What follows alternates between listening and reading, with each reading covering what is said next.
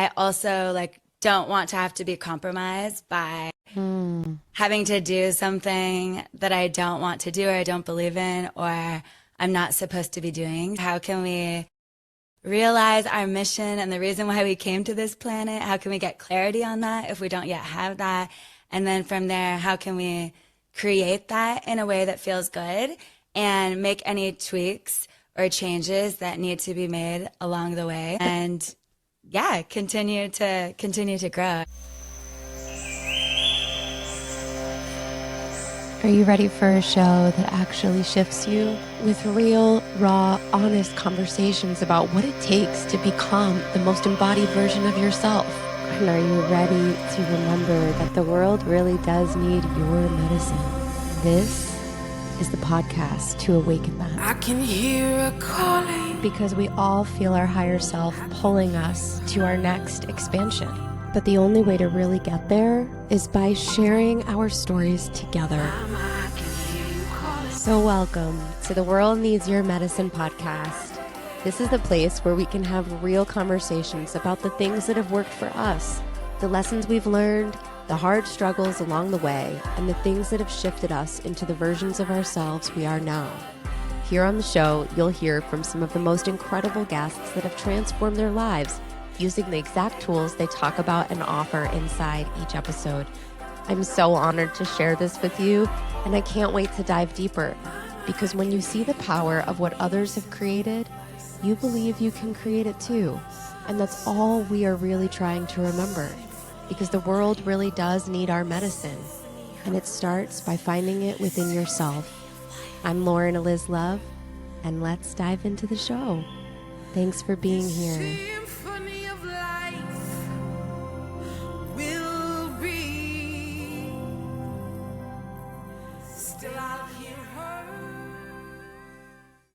Hello, everybody. Welcome back to another episode of the World Needs Your Medicine podcast.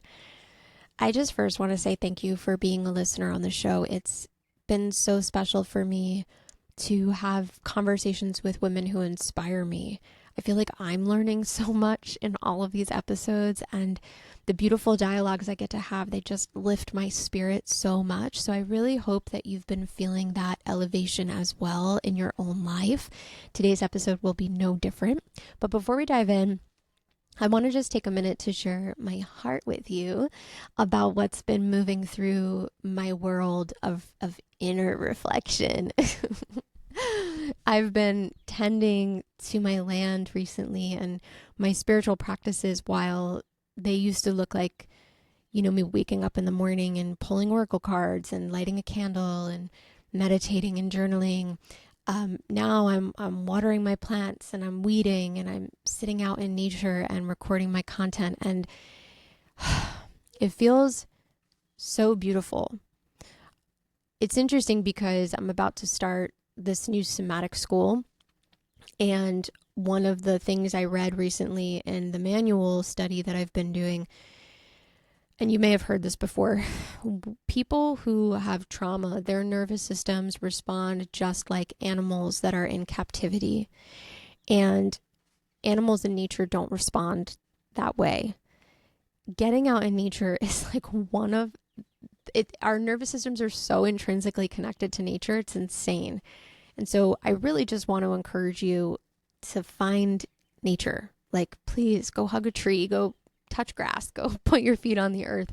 That's my form of spirituality right now, is just really listening to my land. And I'm building this new sanctuary on my property. It's going to be open in 2027 in the spring. And, I've been really tending to my earth to just feel what's alive and what it wants to be, and stewarding the land. And it's really causing me to reflect on this kind of toxic approach of spirituality that you may have been familiar with. When I'm on the land, I'm stewarding, right? And I'm like paying attention to what the land is and what the land needs and what's there and like what it wants. But we've been taught in our Western society to develop things, right? Develop land, development, personal development. And, if the land has taught us anything, I've said this in an Instagram reel recently, it's You know, when you develop land that's not supposed to be developed a certain way, what happens? We have fires, we have droughts, we have floods. The land reacts, and stewarding is just such a more healthy way to live life and to grow, to understand what something is and to nurture it into its becoming. And yes, we can use like different spiritual modalities to steward ourselves. And we can also use certain modalities to develop and like force change. And, you know, New Age spirituality has all of these kind of shadow components to it that can exist, like performative spirituality. We've all seen it, right? Superficial spirituality. We've all experienced it. Competitive, hierarchical spirituality, and development-based spirituality. And it's all about like forcing something into change. And I really think what we might want to lean into instead is the stewarding of our natural essence and using spiritual modality as we explore what resonates with us to deepen into our truth rather than to force change. And I think that's very important to talk about today as we are kind of entering this new wave of awakening in our human experience. And I know for me, one of the deepest challenges I had, I would judge myself on my lack of consistency as I explored, right? I would find a new spiritual modality and be like, oh, this is the thing, and I'm going to do this every morning. And, you know, that it wasn't always what I needed. Sometimes I needed change. So what I love about this show is that I can invite you guys into new perspectives and new things to try and to see what resonates with you in this season of life, to let that guide you rather than trying to force like, oh, it has to be this, right? Like, this is what it must be. There were seasons of my life where, you know, breath work was really great. And then there were seasons of my life where I wanted to do yoga. And there were seasons of my life where I wanted to write. So, you know, really just inviting in the curiosity. That's what I want to lead with today. Today on the show, we have Britt Deanda coming on the podcast to talk about one of my loved and appreciated modalities, Kundalini. So in one of my programs in Sanctuary app, there's the Wild Wealthy Feminine program for entrepreneurs. And I have a beautiful sister, Victoria Nielsen. If you listen to her episode on the show, she teaches Kundalini inside of that program. So every there's 6 steps to the Wild Wealthy Feminine method. We're doing Kundalini practices with it. And I find this modality to be incredibly activating in the best way. It really turns on your body, brings you into like a higher state, and also can help you move a lot of stuck energy out of your field. So Britt Deanda is a Kundalini master in my perspective. She's been doing this for many, many years. She's a intuitive guide for entrepreneurs. She's dedicated her life to helping people really create entrepreneurship in a new spiritual way and redefining what it means to be a spiritual entrepreneur. She came into my world years ago when she was running a company called Elevate the Globe. And since then, she's created In Tune, which is a beautiful direction for entrepreneurs to pursue. So I really invite you to go check her out. We'll put all of her beautiful medicine inside the show notes and allow you to access all of her beautiful gifts, her breath work, her meditative practices. She has a portal mastermind as well that you can go check out. And if you resonate with her, please go give her a follow. She's beautiful. So in today's show, Britt shares her experience of breaking out of corporate life, which I know so many of you guys are inspired by. It's so cool to hear those stories. She's a single mom, and so she shares about her journey of following her true direction, what she was meant to do in the world, and how Kundalini has helped her. So we talk about kind of like the myths and misconceptions of Kundalini and some of the ways it can be used and how to walk with that modality in a right way. So I really hope you enjoy today's show. I hope you check out Britt. Britt, thank you so much for coming on the show. It was amazing to have you. And please enjoy this magical episode of the World Needs Your Medicine podcast. I'll see you guys soon. I was thinking about how I wanted to start this conversation with you because it feels like we are here getting to know one another, right? Yeah, yes.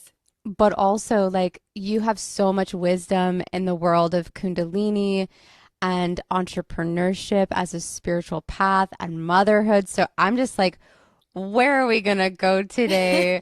What are we going to open up? Yeah, I feel maybe we can start with just like, yeah, heart to heart. Like what is Aries season? This is Aries season, right? Like, what are you feeling in the big shifts? We're recording on like the most important day of the year. Hello. Like, Yes. I know. When I was tuning into the energy, I felt like being on the Aries new moon was a really beautiful day to record, but it wasn't planned at all.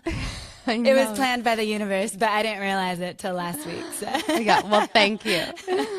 Yeah. But yeah, no, the Aries, I think since really the spring equinox, I've just felt such fresh new beginning energy. And every year I really feel like it is the true new year. So I've always done my vision boards and more of my plans and tuning in and tapping into what do I want this next year to look like around the spring equinox. Mm-hmm. And then coming into this new moon and Aries season, I do feel like it has more of a grounded presence, more connection with the elements, more connection with, all right, let's take all of this ethereal energy, this co-creation with the universe, and how does it now want to land in the reality, and how does it want to move? So that's really what I'm feeling this week, and especially today. I love that you said that. I had this, I have every year a mama bear and 2 babies show up on my property in the forest. And it happens gosh. I know it happens every year. And it's always this like iconic moment where I'm like, they're here now. Like it's the day. Like that's my new year. And they came a while ago as like their first moment. And then they also just came yesterday. And that was like such confirmation for me. I've been really trying this year to root down. I am rooting down in a deeper way. I feel like that's really what's happening for a lot of spiritual entrepreneurs. Like we've been in the ethereal and now we're like grounding it into truth, right? Yes. Wow, that's incredible. I love that they come to you, first of all. I know. That's the most magical thing ever. I want to ask you about that as we're like opening up this conversation, like grounding in your work as somebody who's been on the Kundalini path for a long time. Like how has that evolution been for you? Because for a lot of entrepreneurs who are spiritual, grounding their work, it seems like it's a struggle for a lot of women. Can you speak on that a little bit in your experience? Yeah, I think it is this old archetype, whether you want to look at it from the starving artist or the spiritual seeker or somebody that's maybe more lost, almost like the alchemist journey, like in the beginning.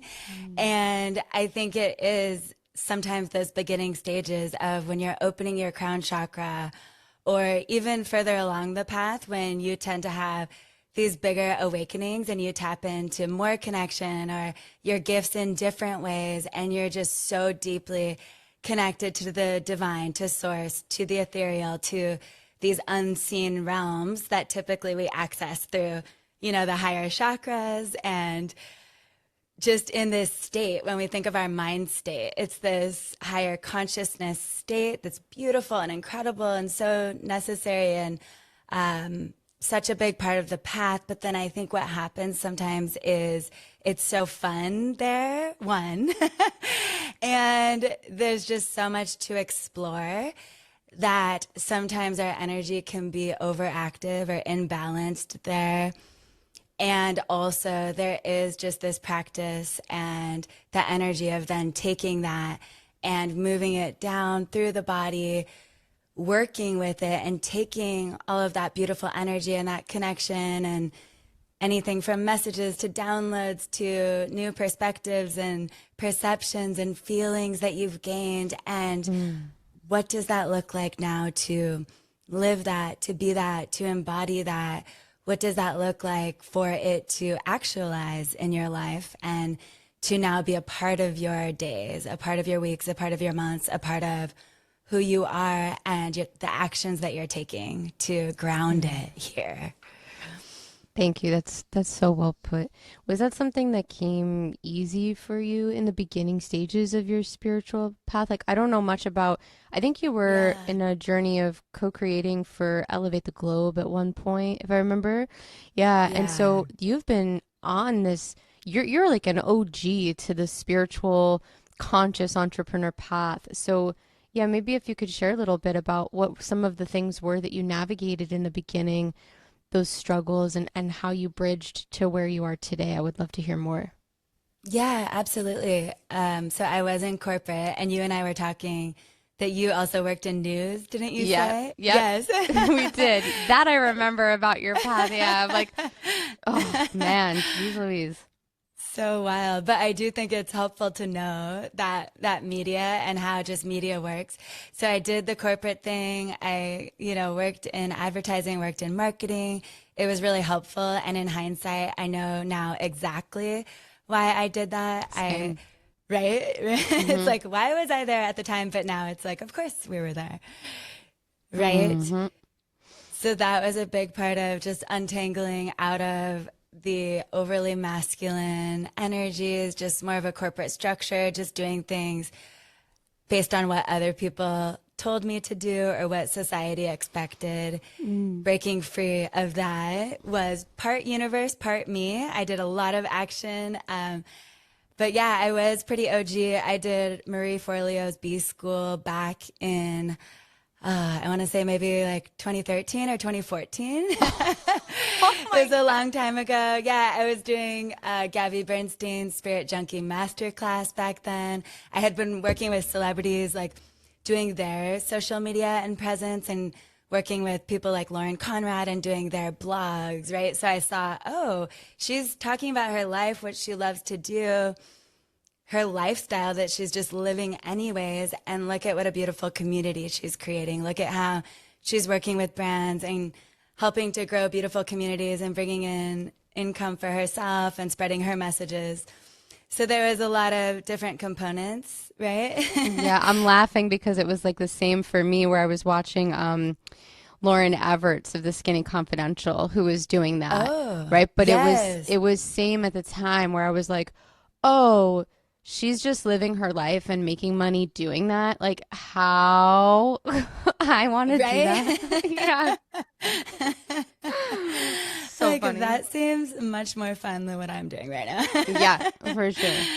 Right. Yeah. So no, it was just very organic in the beginning as far as me then finding Kundalini very naturally in a breakup, in a very low point in my life where I was very deeply in numbing, avoiding addiction to just numb everything really that was happening and just unresolved emotions. And I thought it was a vinyasa class, and I stepped into a Kundalini class. Well, that's And very that was different. right. Yes.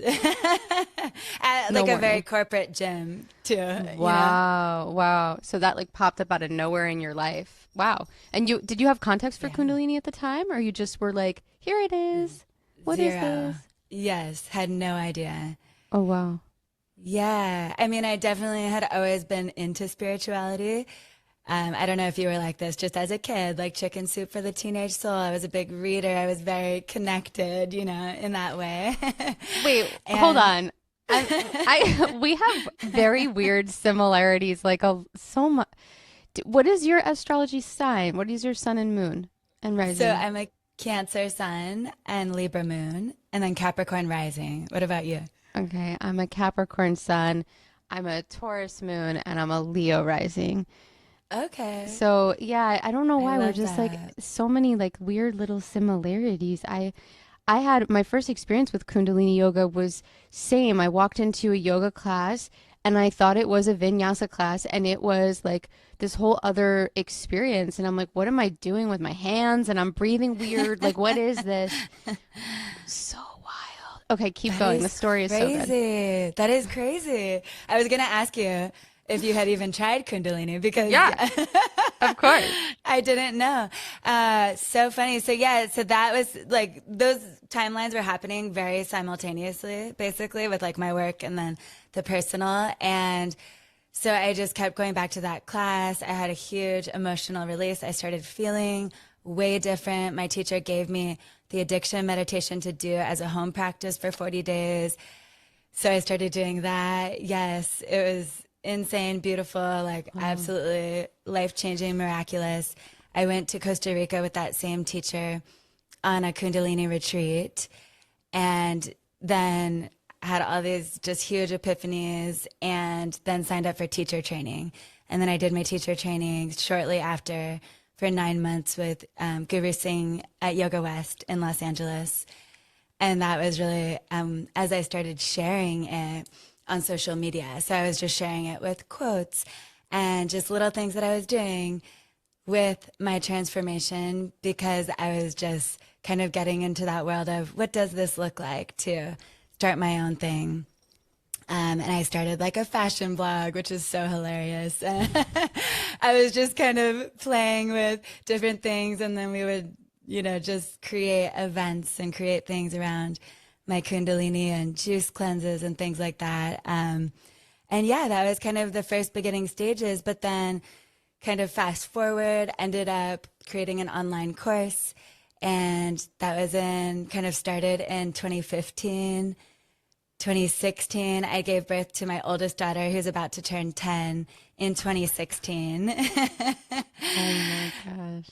I know. And then I came together with my really good friend. We had been friends, Tara, since elementary school. And we came together and started working together. And it was High Vibe Livin'. And then it moved to Elevate the Globe. But yeah, we shared just online courses. Rise Up was a big online course that I still use in my work today. Started the podcast. We wrote a book together. We did events, retreats all over the world. Started our app, which is now Studio Intune. And there's been highs and lows, everything in between. So much learning and evolution and growth and connection. And it just naturally then moved into, as I was teaching Kundalini, a lot of people feeling similar to how I did and probably how you did, this feeling of there has to be something more. I know I'm meant to do something other than whatever was their current reality.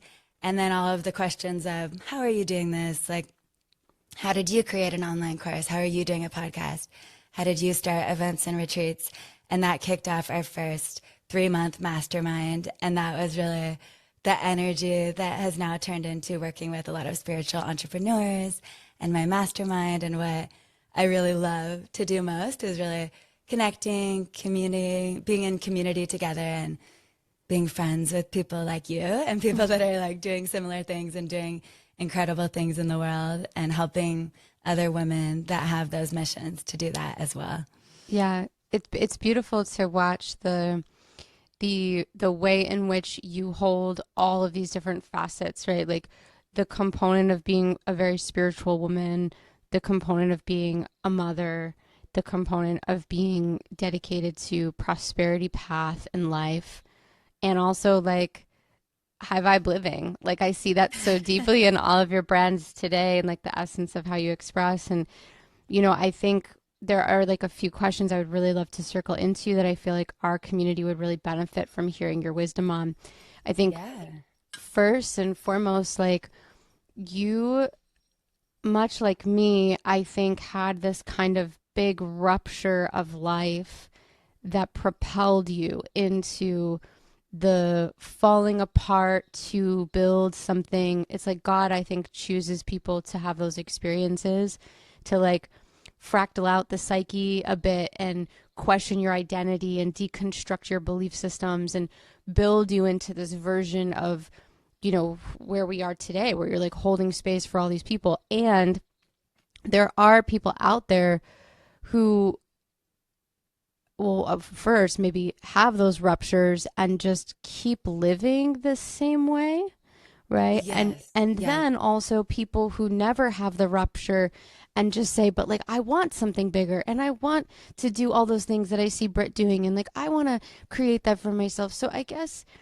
yeah, can we talk about that? Like what would your advice be to people who are feeling that call, but maybe are continuing to stay in the old paradigm of reality?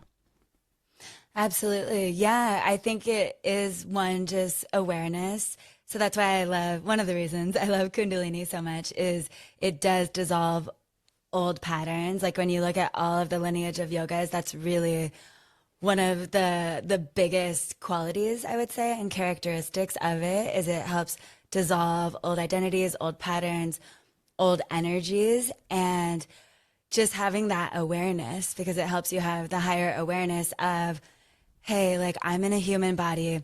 I have a human mind. This mind is meant to keep me safe. It is the anatomy of my vessel, right? And I think just knowing that and understanding that can help so much, first of all, because it is such a big part of every decision that we make, every action, every bit of what it is to live and breathe as a human is just a series of conscious decisions. And so when we're in these moments of, I want this, but I don't know if I could do it, for example, or I've just experienced this huge challenge and my life feels like it's falling apart and I'm in survival mode. And we come to these places and then our mind is meant to really keep us safe and keep us stuck, essentially, right? Like keep us just where we're at so that there's no danger. And so knowing that and then continuing to, do the practices for me of increasing the ability of my nervous system to expand and feel safe when it's really uncomfortable. And then also just developing my intuition to have a higher vision, see a bigger vision, and understand that it's worth the risk. And then be able to take the actions despite the fear, and despite the mind trying to keep us safe and where we're at. Yeah. Is so huge. It's so huge. Man, like if I look at my life and I see like all these decisions where my mind, they're like fork in the road moments where I could recall that really big choice of like, am I going to go to the left or am I going to go to the right? And Yes.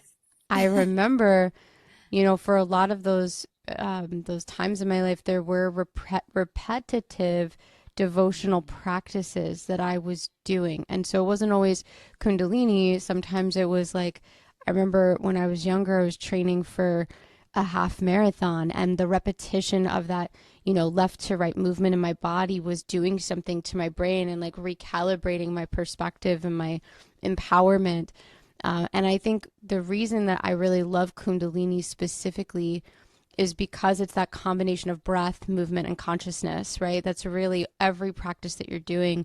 And if we are in this place, like trying to retrain the brain, breath, movement, and consciousness are really, I think, the way that we do that. Can you share a little bit about, for the community, Kundalini in essence? I feel like I know what it is. I have it as components inside of some of my programs. I love the work. I would love for you to hold space and just share a little bit about, what Kundalini yoga is. Yeah, absolutely. No, you described it really well. I think the components are a big piece for people's mind to understand, especially if they haven't ever practiced before. So it is a combination of the breath work. It's always really heavy on breath work. Like any movement, any asana I'm teaching, I always share that it's breath work first, movement second, because that's really what like moves the energy. And then there's the meditation component. There's mudras and asanas, so like placement of the hands that are typically acupressure points connected to the brain. And then asana, the different angles and triangles of the body. And then lastly, we have the mantra. So we use the sound and the frequency of the mantra. It's the Gurmukhi mantra, which comes from the Sikh tradition. And so that's woven in through some practices, not all of them. And also just using the mantra, chanting the mantra is a big part of the practice when you're tapping into like different frequencies, different energies, working with different parts of your own energy and your own mind. But yeah, it is a lineage, a practice that is ancient, does come from India. There's been a lot of, controversy and different opinions and ideas. And it's fascinating for me truly to study it and to learn more about it. And when we just look at kind of the psychology and the biology of our bodies and all of it, and where all of this originated from as far as tuning up our mind and our body and having these practices. It's really incredible to find all the different pathways and then be able to use it in our modern lives. Yeah, I think the thing for me, I've always been really adamant about.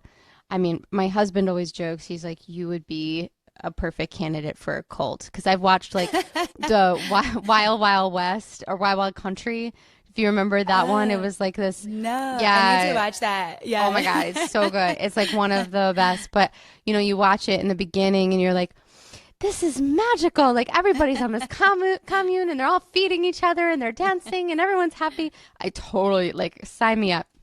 You know, but for me, the thing that's always so important as a self-sovereign woman is that like whatever I am doing, I have to experience it to form the belief as to whether or not it's real for me, right? Yes. Like, yes. And even on my healing journey with my body, when I was going through chronic illness and people were like, I remember my mom, she's like, juice cleansing, like that's stupid, but like it worked for me. Like, thank medical medium, like that was very supportive for me at the time. So experiential learning, you know, and I think that's important to note because what you mentioned about the controversy of like what people say about what Kundalini is and whether or not it's like good or bad or right or wrong or legit or not legit. I think at the end of the day, any type of physical prayerful devotional experience, like giving yourself the opportunity to experience that to form your own opinion about that practice. It's just so, because everything in life is a prayer, right? Like everything. So absolutely. In your opinion, do you feel like Kundalini and the intensity of the breath and the intensity of the movement, is that, you talked about this before, you said you were continuously studying the expansion of capacity in your nervous system. Do you think that it's always a good fit for everybody in every season of their life? Or do you feel like Kundalini is probably not suggested by you during certain types of things going on in a woman's world? Yeah, no, I think what you said is, I believe so strongly as far as like, you're the only one that really knows. Like when you did the juice cleanse, you could feel if it was right for you. And it doesn't matter who says what. I mean, obviously you can go deeper with everything. And if you think about a juice cleanse, for example, like you might want to get your blood work or your vitals or test it on another level in addition to your intuition, right? So there's different ways that you can feel like fully confident in something. But yeah, for me, I think it definitely can help all different people in all different places of their life, in all different parts of their journey. I think people do tend to find it when they're ready for an awakening. And it is something where you do see a lot of people finding it when they're either in places like a breakup or they're wanting to recover from addiction or something that they're working on. And also there's kind of this other side of the expansion side of it. If people are maybe hitting plateaus or maybe they've gotten to a certain level and they feel like they're wanting to expand, whether it be with their gifts or their intuition or something that they're manifesting in their life, they're wanting to kind of experience a higher state of consciousness. I see it in those two main areas. I would say if I could bucket the large amount of people that I kind of see enter, I guess, or really gravitate towards it. But the practice is very vast. So there's more, vigorous Kundalini practices. Some teachers only really practice the more vigorous sets, for example, or the more fiery breath work and have it more as an exercise, more intense practice. And then some teachers are like really only using a lot of the meditative parts of it. And so you find based on who somebody's practiced with, sometimes their experience can be entirely different. And I think it is because the practice is so vast. There's thousands of kriyas, there's thousands of meditations, And then there's all of these different combinations of all of that. And so for me, with my personality and just kind of my energy, I really like that, because especially now as a seasoned practitioner and someone that's really trained, I can kind of like really tune into, oh, you know, I really need more of this type of practice today, or like I really want to move my energy in this area of my body, for example, or this part of my mind into this type of state. And I can really customize it for myself. And obviously as a teacher, it is tuning into the room and tuning into the energy. And the goal is to be able to read the people in front of you and help to facilitate that for them. But yeah, I guess if, you know, somebody was really needing something opposite than potentially what that meditation was offering, or the class was offering, or the breath work, or the teacher was giving that day, then I don't know. I'm trying to think here. If I could think, it would be anything like really negative for somebody. I mean, yeah, I think I've never seen it be really negative for somebody, I guess, as far as my experience. If you Google Kundalini, If you Google anything, you're gonna find shit. Let's just be real. Everything. if you Google like Kundalini awakenings, it's typically not connected to Kundalini yoga, I will say. It's typically connected to like other things. And I don't even really know what that world is exactly, but it's where people, I don't know, maybe take a substance or something and their Kundalini rises and their nervous system isn't able to handle it. And so it can create. You have, okay. Yeah, history. I'm like, I need to learn about that from you, like a split personality situation, right? But yeah. okay. Oh my God, it was crazy. Yeah, so I had this is cool. We get to talk about this because before I found, I think it was before I found Kundalini. Yes, it was before I found Kundalini yoga. I went to Sedona, Arizona, and I was hiking Cathedral Rock, and I was like, dark time of my life, right? Like I hated television news. I was stuck in my job. I was on tons of medications like antidepressants and drinking all the time and smoking and over exercising. I was just cracked out of my mind. And I went to the top of Cathedral Rock on this hike, and the clouds moved and God spoke. It was like this whole wild experience of incredible connection that I never felt. And I felt this energy that was like a serpent kind of spiral through my body from the base of my feet all the way through and all the way up. And it blasted me out. And then that began the whole journey of me changing my whole life and going a total different direction. And it was very difficult. It was so that's a different thing. That's over here, you know. Wow. Yeah. No, that sounds wild, but it sounds like it was still really positive for you. Yeah. But really intense. I mean, always. Oh You my gotta God. see it like that. Crazy.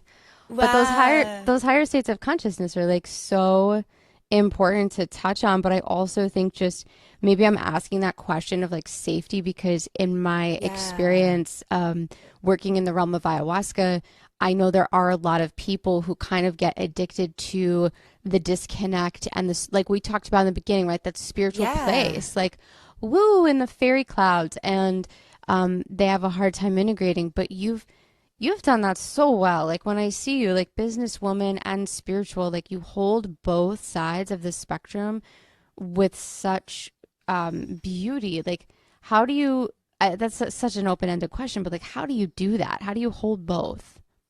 Oh, thank you so much for saying that. Yeah, I think it has been such a journey, and I think it has just been through integration and deepening. I think for me, my energy can get really scattered easily. I have a lot of energy, like an exorbitant amount of energy. So and cute. and I've always been like that. So the Kundalini for me helped to like channel my energy in directions that I wanted it to go and kind of hone like all of that kind of excess energy that could just feel so overwhelming to myself sometimes, and give it a job, almost like give it an avenue to move and to use it for good. And so, yeah, I think just through like deepening my practice and through getting to this place of accepting that being really like committed and devoted and kind of going deep. And for me, it has been with Kundalini.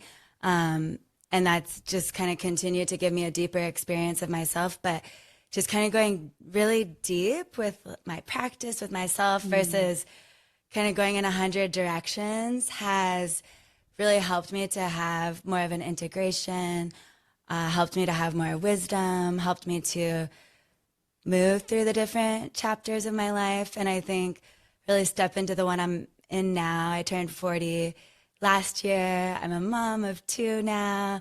I've worked through a lot of codependency, released a lot, gone through a lot of, ups and downs, and kind of do feel like I'm in this place where I can just continue to deepen and expand, but it feels like an embodiment is there. That was a whole journey to get me here, but it does feel like something that is a really big part of me and that I'm passionate about, where it's this energy of combining the material and the beauty of being a human and the elements and the earth and just like being here and manifesting and living and doing and having fun, and just kind of this ethereal, spiritual connection, heavenly knowing of all the unseen realms as well. And I've kind of gone on both ends, meaning like way too feminine and kind of way too up there, like we've been talking about, and disconnected from my body, from the earth, and then been in the places where I was just so of the physical world and disconnected from all of the other. And through the journey of, I think, experiencing both polarities, I've now found this middle ground that feels like a secret sauce, feels like a really beautiful place of alignment, where, of course, there's challenges all of the time, and I'm going through still some of the biggest challenges. But when I'm working with both, I can find this place of balance to move through anything that comes at me. Yeah. I love the way that you describe that, like down, having your feet on the earth. Reminds me of a Fia song. She talks about that, like feet on the earth and feeling supported by her and reminding yourself that you're safe in your body. I think sometimes the reason that we could go into these more ethereal states is because our bodies have held so much grief and rejection and angst and sadness and, pain. So it's very common that spirituality, I think, can sometimes be used as this way to escape.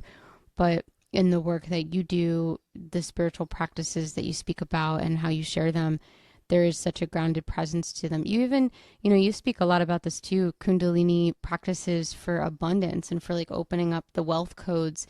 Can we just touch on that a little bit on, whatever feels alive for you on that point? Maybe there's something that you want to speak to that's been really coming through your field lately about spirituality and wealth consciousness and Kundalini as it relates. I'd love to hear your thoughts and perspective.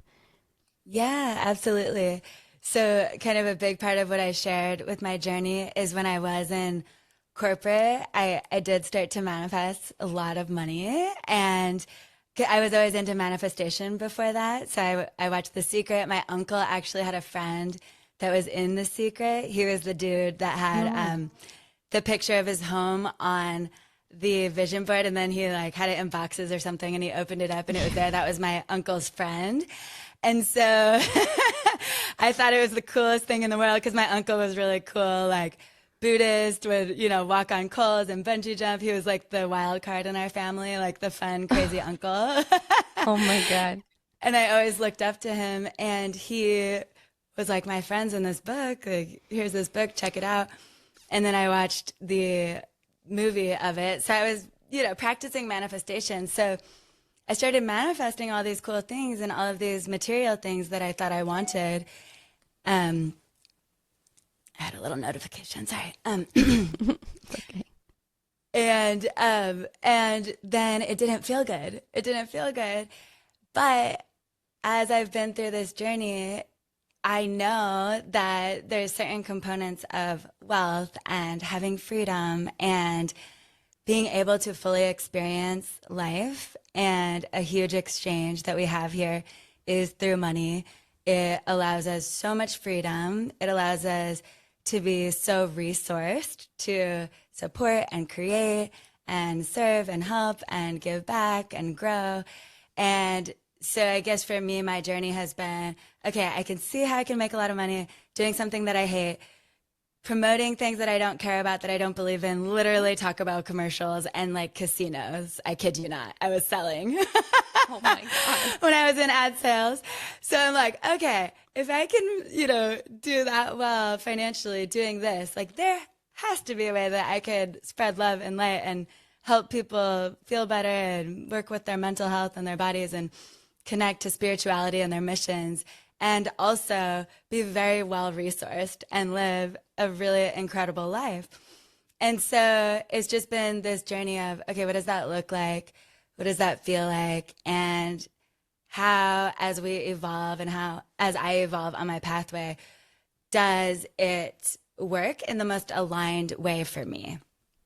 And so I am like extremely passionate about helping specifically spiritual women to become very wealthy and well-resourced, because I do think there is some of these archetypes, and there's a lot of old programming, and there's a lot of ideas from the patriarchy, from society, from family wounds that have been passed down that says that it's not available, it's really difficult, and just all of these stories around that. So, yeah, I think when I first started the spiritual business, we had a lot of success in the beginning. It was kind of like a big kickoff, not the first year, but, in year 2, year 3, there was like a big spike, a big spark, a lot of people. It was really incredible, and there was a lot of money, a lot of growth. And then, have gone through some ups and downs and really honed in on, okay, like that doesn't feel aligned, that doesn't feel aligned. Have had to go through letting go of a lot of different things within myself and then in my outside world. Ended up moving away from my business partner, and we went our separate ways last year, almost a year ago. Went through a divorce with my partner, and just a lot of changes in my life that were really necessary to then like come into this more aligned place with myself, my time, what I want to be doing most of, what I care about most, and also with wealth and what feels most abundant and what is most abundant for me. So yeah, I think it's an incredibly exciting topic for me. I love money. I love being a human. I love, being here on this earth and like beautiful material things, and having that is really important to me. And I also like don't want to have to be compromised by having to do something that I don't want to do or I don't believe in or I'm not supposed to be doing. So I'm very much about how can we pair that together? How can we realize our mission and the reason why we came to this planet? How can we get clarity on that if we don't yet have that? And then from there, how can we create that in a way that feels good and make any tweaks or changes that need to be made along the way? And yeah, continue to grow. I think there are really no limits. No, I agree with you. And for anybody out there who's listening and just feeling like everything that you're saying is really speaking to their heart, they want to really follow what calls them to abandon what's not aligned and to, have the spiritual realm of their world, but also embrace and accept their desires for materialism and also feel like they're living in their purpose. What is one final piece of advice that you would love to lay at that person's feet to support them? Oh, I love this. Such a good question. Yeah, I think it is just like I've been talking about. I would say it's in two parts. It's get alignment inwardly as much as you can, inside of your body, inside of your heart, inside of your mind. Just find that connection to yourself so that you can continue to feel more confident with who you are and what your calling is. And then as long as you're doing that, continuing to be bold and continuing to act before you feel ready, continuing to just practice being courageous and taking the steps that you feel you're called to take, and having fun with it. I mean, even when it's scary, especially when it's scary.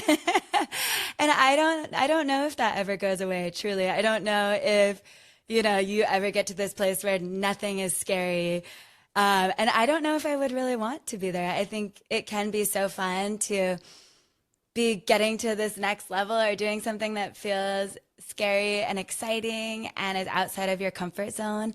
And instead of kind of succumbing to that fear, taking a leap and moving forward and continuing to move in a way that feels good for you, in a way that you can do. And I think lastly, really my approach is to just take things like step by step. I call it brick by brick, because I think a lot of times we have these big visions, or we can just feel so deeply, I'm meant to do this, or I'm here for more. And we can see it and we can feel it and we know it deep down in our bones and our heart. And it can sometimes feel so big that can create overwhelm. So for myself and for others, it's just really about brick by brick and just knowing and trusting that each brick you're laying, each step you're taking towards your desire is building up. And especially when you don't yet see it, when you're able to move through not being able to see what you want and continuing to lay the bricks, is for me when you then look and, oh my gosh, you've built this beautiful house and you have this incredible, beautiful creation of all these bricks that you've laid. And then you look back and you see, holy shit, every step I took, every brave moment, every idea that I stepped forward with before I was ready now created this. And so I just encourage people to focus on being present and taking those little steps before you can even see how they are paying off in your life and what result you're actually receiving from them. As we wind down this episode of the World Needs Your Medicine podcast, I just want to say thank you so much for listening. It's such an honor to bring you the most incredible guests here on the show. And if you have suggestions, ideas, or things that you would like to contribute, feel free to email us, press@laurenoflove.com. In listening to today's conversation, if there was something that really spoke to you, I invite you to share this conversation with somebody that you love. Talk about it with your friends. Post the replay on your social media platforms. You can even tag us at The World Needs Your Medicine on Instagram. And at any time, it would mean so much to us if you could leave a review on the show. If you're listening on Spotify, just put 5 stars and write something heartfelt on this particular episode if it really spoke to you. If you're on iTunes, all you have to do is just press review and leave your heartfelt reflection in the notes. And if you're listening on YouTube, please come subscribe and continue to follow along for the video format of our show. I'm so happy you're here. Again, I'm Lauren Eliz Love, and to learn more about me, you can go to Lauren of Love on Instagram or laurenoflove.com. Thank you for being here. Thank you for listening. Thank you for showing up to do your work. As you grow, stretch, change, and expand, the world needs your medicine, and you're going to start to discover that. So if at any point you feel inspired to join our community, you can go ahead and visit laurenoflove.com/app. This is the sanctuary. I show up and share my courses, my programs, and everything I teach in the online space. That's laurenoflove.com/app. APP. Thank you for being here, guys. I'll see you on another episode very soon.